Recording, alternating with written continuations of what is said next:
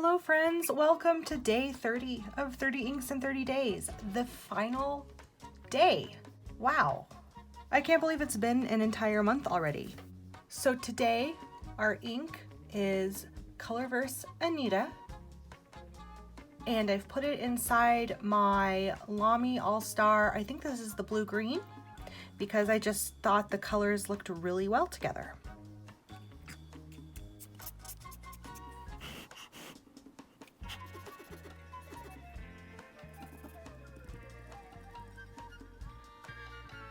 Anita was the second spider launched with Arabella to Skylab 3 for the experiment proposed by Judith Miles, the 17-year-old high school student.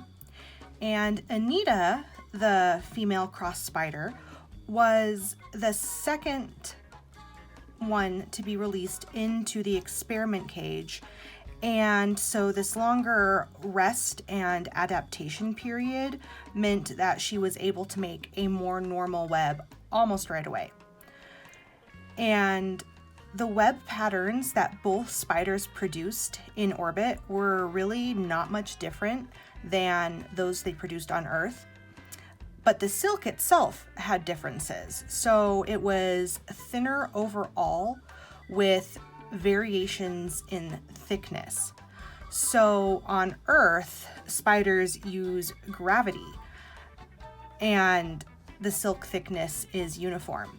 So the weight of their bodies they use to coordinate their web spinning. So this change in gravity was something that the scientists really wanted to test, because studying the nervous system in spiders could have an impact on essential drugs for humans, and also how we might react to things and those drugs we may need in the zero gravity of space.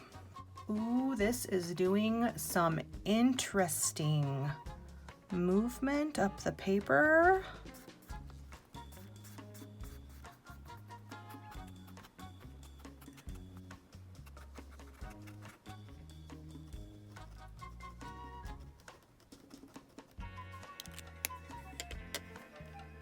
The experiment was designed to measure motor response, an indication of the functioning of the central nervous system.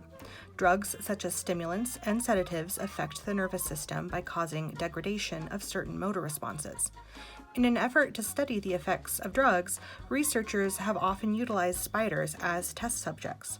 The geometrical structure of the web of an orb-weaving spider provides a good measure of the condition of its central nervous system. And that is from the NASA website entry on Anita and Arabella. I love this ink. The swatch, like the larger sections of these, it has more of the pink in it, but then the writing, I didn't mention it earlier, but this is an extra fine Lamy nib. So the writing comes out much more of this mauve. Lavender, I think, is the wrong word, but this kind of mauve color, and it is gorgeous, and it looks like it's like a kind of a two-tone duo shader a little bit, and it changes ever so slightly as it dries from kind of a lighter purpley pink to this more mauve color. Is it mauve or mauve? Oh no, have I been saying it wrong? Oh no. Anyway, I really, really love this color, and it shades beautifully out of this extra fine nib. And just look at the swatch card. It's so gorgeous. I really, really love this. I will probably end up doing, like, adding more ink to this fill, because I think I'm gonna wanna use it for a while. Again, Colorverse and their pinky purpley pink colors. I have never been much of a pink person. It's just not my preference, but they have some incredible inks that have won me over. Not things that I could probably write with for super long periods of time, although this one I think I could.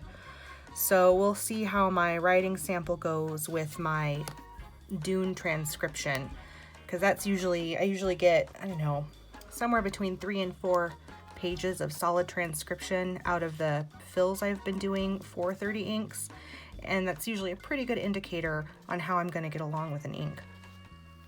So this is just gorgeous. And it reminds me a little bit, the colors, I mean, they're different colors again, obviously, but what it does with like its shading, its dual shading and the other color, like the layers of color, reminds me of Sea Europa. So I'm gonna swatch them and compare them again.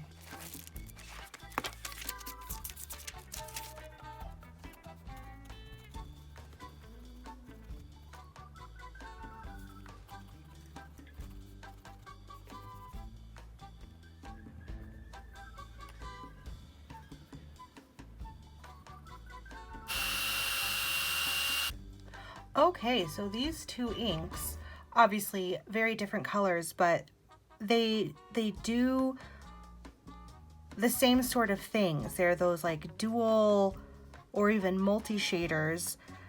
They have very much the same feeling, kind of the same tone. Just, you can kind of see just in the swatches and then in the writing, just the underlayers of color, which is super cool.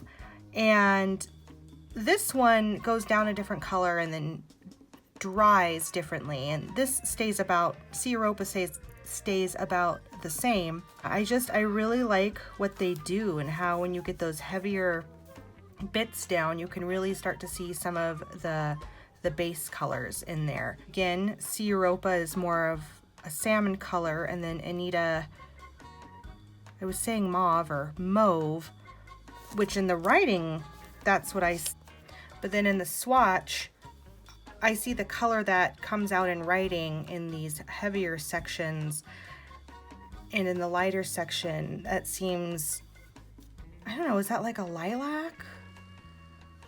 Or is lilac more purple? It's hard to pick or decide on a good description, something that like truly describes it, but they are both so beautiful, and I really love Anita. And then their swatches and their chromatography things obviously show up quite differently, but like when I lay down the Q-tip, they both create these kind of cool iris or tie-dye looking patterns.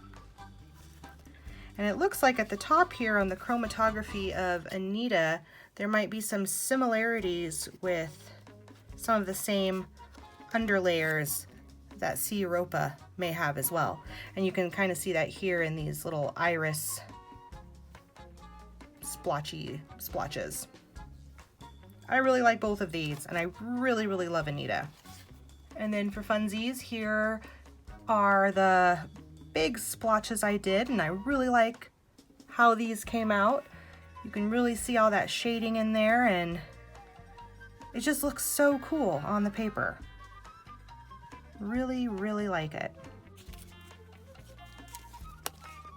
Well, all right, friends, this is it for 30 inks in 30 days. Thank you so much for being here through this challenge. I had a lot of fun doing this, and I look forward to doing it again in the future. Not sure when, I'll figure that part out later, but this was a really fun experience, and I really enjoyed it. I think I will likely do maybe a wrap-up video at one point, but probably a few days away. So anyway, thank you so much again for being here. I really appreciate all of it, and see you next time. Bye!